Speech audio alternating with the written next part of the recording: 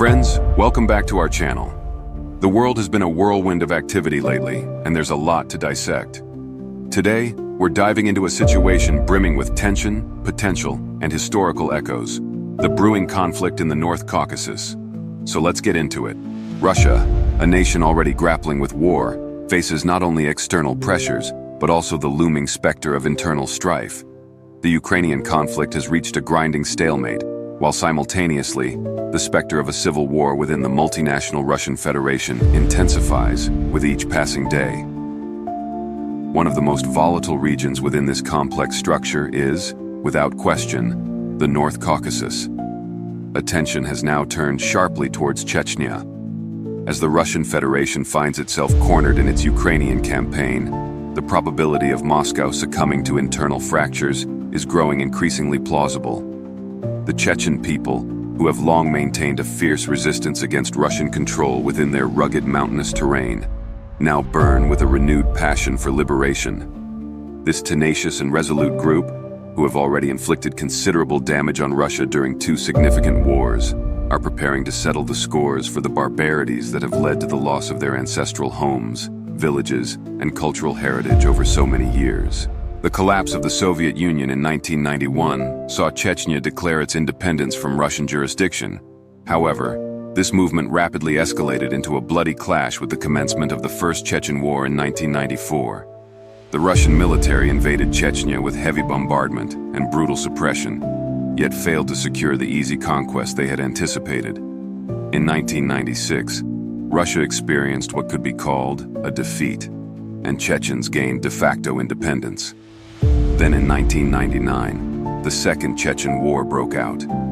This time, the Russian army, under the command of Vladimir Putin, destroyed Grozny, the Chechen capital, and regained control. However, this resulted in the loss of thousands of lives and sparked intense international condemnation. Since that point, Chechnya has entered a phase of ostensible calm, characterized by severe oppression and financial support from Moscow. However, this peace is merely a facade for a regime of fear under the puppet leader Kadyrov, and a deep-seated desire for vengeance within the population. As we all know, history possesses a tendency to repeat itself. We find ourselves now in 2025, and there's a sense that these moments may be close to repeating themselves. The resentment against Russia and the hunger for freedom within the hearts of the Chechen people have never truly died. Now Vladimir Putin's difficulties in Ukraine seem to offer the Chechens the prospect they have been waiting for. Indeed, the great Chechen resistance has dealt considerable defeats to the Russian army in the past, and they are eager to do it once again. Ramzan Kadyrov, the current Chechen leader, has repeatedly emphasized his commitment to Russian President Vladimir Putin, sending thousands of soldiers into the army and functioning as Russia's loyal foot soldier. However, the vast majority of true Chechens, especially those residing within the European diaspora, view Kadyrov as a puppet who betrayed his people. For them, Kadyrov's following of orders from Putin only amplifies the historical tragedies of Chechens. Hence, Chechens are using Russia's weaknesses in Ukraine to breathe life into the aspiration of liberty. Currently, in Ukraine, two large Chechen battalions, the Sheikh Mansour Battalion and the Jokhar Dudayev Battalion, are actively fighting alongside the Kiev government against Russian forces. Members of these battalions are veterans of the Chechen wars against the Russians in the 1990s and 2000s, as well as a fresh wave of combatants. These individuals firmly reject Kadyrov's pro-Russian stance. For them, Kadyrov represents a betrayer of his own people and Putin's trusted enforcer.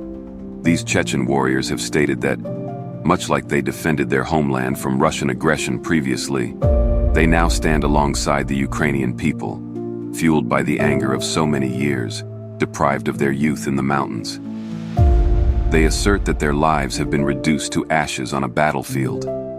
For them, Russia has destroyed everything that Chechnya once had. The horrifying bombardments, the demolished villages, the brutal and inhumane behavior of the 1990s are still fresh in their minds. That's why Russia's offensives in Ukraine come as no surprise for many of these Chechen fighters, expressing that they have already witnessed even more terrible things since they were children. The experiences of Mansour, deputy commander in the Sheikh Mansour Battalion, perfectly encapsulate this. As a youth, he witnessed his village being destroyed by Russian soldiers during the Samashki massacre. He was forced to leave his home and live in exile for several years.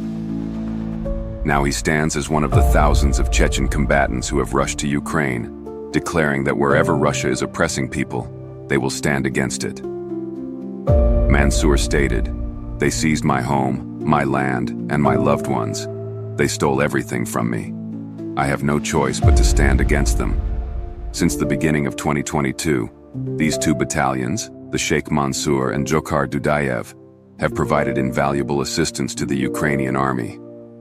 They have supplied critical intelligence on Russian positions, particularly in Donbass, and provided Kiev with essential data like Russian movement routes, ammunition depots, trench systems, and the location of headquarters.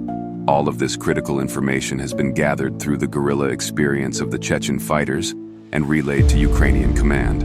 Remember to subscribe to our channel and hit the like button if you're finding this information valuable. It really helps us grow. Also, drop a comment and let us know where you're watching from. And be sure to stick around to the end, because that's where we'll be laying out our conclusions. The Chechens are not only settling past scores with Russia in the Ukrainian theater, they have also begun articulating the idea of their own territory, Chechnya, breaking away from the Russian domination. A society that has been under the oppressive thumb of the Moscow-backed Ramzan Kadyrov for years is now considering that with Russia weakened, they could declare full independence. Although some argue they need to ensure Russia's collapse in Ukraine, the common view is that they will absolutely revolt when the moment presents itself. At the heart of this all, it's well known that everything hinges on the Putin-Kadyrov relationship. Kadyrov came to power after his father, Akhmet Kadyrov, pledged loyalty to Russia, and for many years, he has consolidated his dictatorship in Chechnya with enormous financial support from the Kremlin. In return, he has carried out tasks at Russia's direction, such as providing troops and specialized units to the military. However, it's widely speculated that once Putin is weakened, Kadyrov will lack the support he requires, and the Chechen people could easily depose this puppet leader. At that point, Chechnya's desire for independence might open up a completely new front for Russia. This is Putin's biggest worry because a revolt in the Caucasus could spread to other republics, like Dagestan and Ingushetia, triggering a domino effect within the Russian Federation. The Russian army has already lost much of its power and reputation in the Ukrainian war, and should a major rebellion break out at home, Putin might be compelled to make concessions. Russia cannot afford a two-front war. Some war experts speculate this may be the conclusion of Putin's regime. The Chechens, similarly, are voicing the same destiny. Ukraine shares our destiny, and if they achieve victory there, we will mobilize to expel Russia here.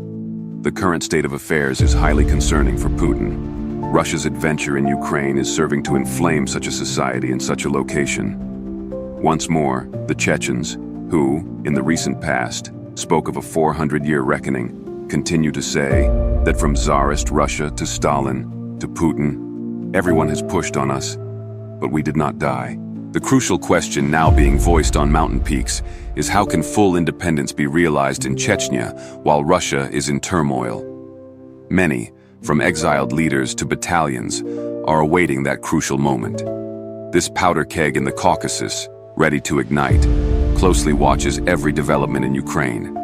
In turn, the circumstances are being set for a national uprising, potentially leading to Kadyrov's ouster or flight. Things are different for Kadyrov. With great fanfare, Kadyrov proclaimed he sent 12,000 Chechen soldiers to Ukraine, lining up enormous numbers of troops chanting the takbir in squares and stadiums. However, the majority of these are the so-called Kadyrovites, his salaried men. Not only are they not very eager to fight, but there are masses who have been forced to the front. This is why Kadyrov's Chechen forces loyal to the Kremlin on the ground are not highly effective except for propaganda videos. Moreover, even Kadyrov has criticized Russia's approach to governance in Ukraine and made bold statements about the use of nuclear weapons. All of this shows that the Kadyrov-Putin relationship has turned into a volatile situation that could explode at any moment. Indeed, recent developments suggest the crisis between Ramzan Kadyrov and the Kremlin has intensified. So what has occurred between the two, and how did the once close allies come into conflict? Ramzan Kadyrov had declared a vendetta against 3 politicians from Russia's restive North Caucasus region. Kadyrov stated he had formally declared a vendetta against Bekhan Barakoyev, Suleiman Karimov, and Rizvan Kurbanov.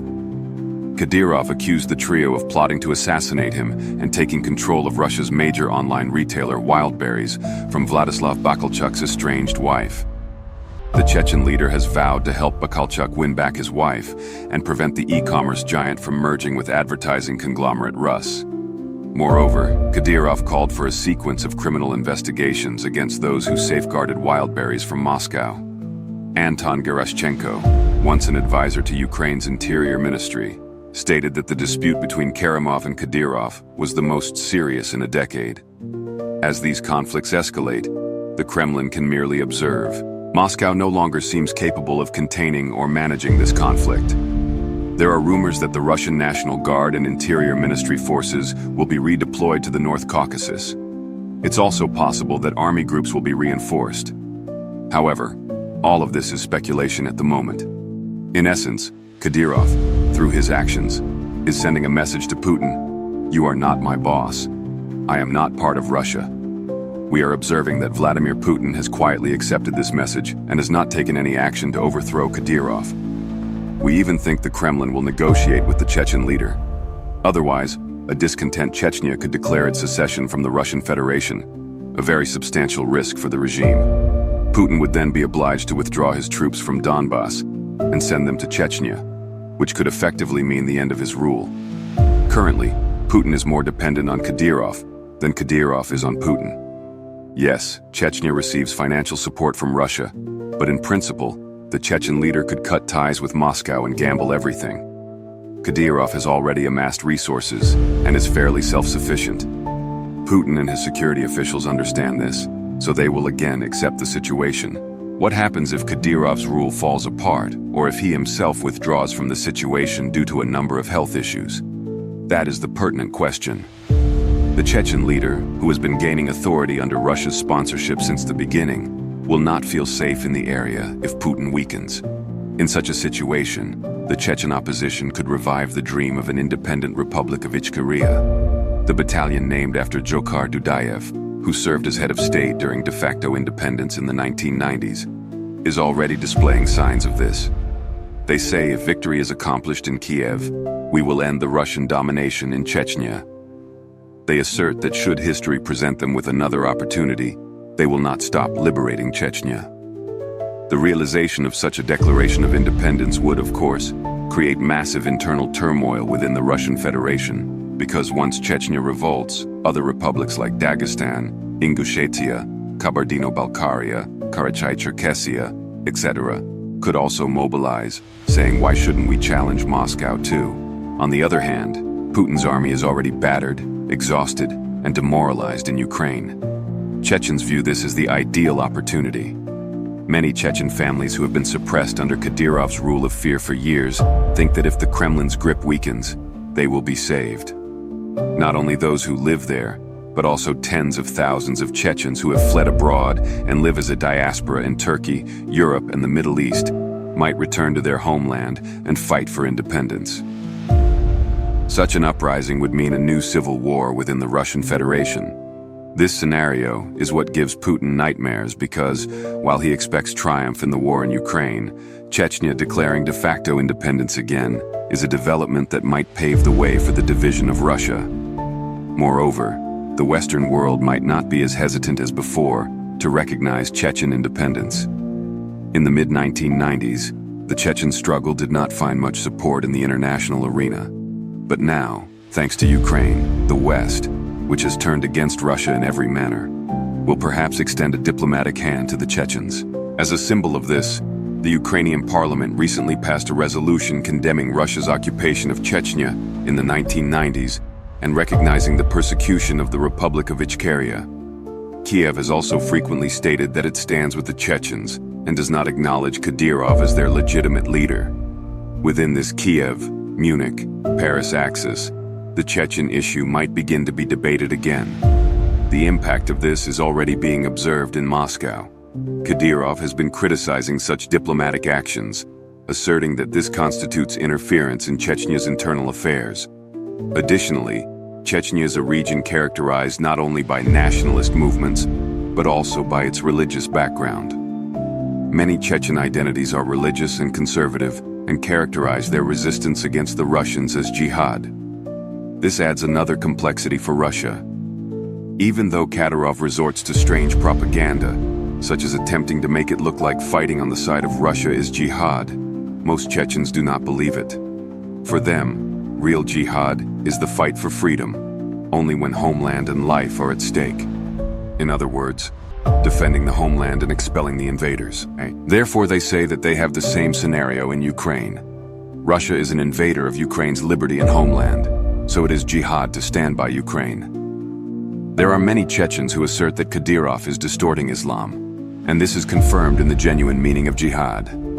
What occurs in Russia hinges on the direction of the war in Ukraine. However, the situation of a rebellion spreading to Chechnya when Russia is weakened is now more feasible than before. If this rebellion succeeds, the Chechen people could finally declare independence. At this stage, the question is also important. How would the West react to this movement? In the 1990s, the Chechens did not receive the support they anticipated from the world community. They were mainly abandoned. Now, with Russia facing international backlash, struggling with sanctions, and weakening strategic leverage in the West, there is serious consideration. Could separatist movements in the North Caucasus divide Russia? This strengthens the Chechen hand in a Ukrainian victory scenario. Europe and the US might say, why not provide comparable support to Chechnya? Of course, everything depends on Russia's effectiveness in Ukraine and its internal stability. However, the fact that even Ramzan Kadyrov is acting independently of Russia reveals that the Kremlin is not as secure as it once was. If Kadyrov acts as a separate center of power, the Chechen opposition may become even more emboldened. There is also a widely held belief that, even if Putin emerges from this war intact, his relationship with Kadyrov will never be the same again. In this chaos, the Chechen independence movement could create a major eruption. Finally, we can conclude that Russia's failures in Ukraine might severely agitate the long-standing fault lines in the Caucasus. Chechens are now more vocal in stating that their greatest desire is to completely break away from Russia, while simultaneously, animosity against Kadyrov is growing extensively. Putin's adventure in Ukraine may be his own undoing, because if the Russian Federation is like a circle, and if its edges start to break, the autonomous administrations in the center might trigger the risk of complete disintegration. The Chechen people are well aware of these possibilities and are awaiting their turn. Therefore, it is not an exaggeration to say that the Chechen people are truly fed up and will likely declare their independence as soon as Russia is dealt a blow in Ukraine. History will reveal when this fire that has been patiently waiting its turn on the mountainside will ignite. And when that day arrives, Russia may wake up to a far bigger nightmare. Thank you for choosing us. See you in the next video.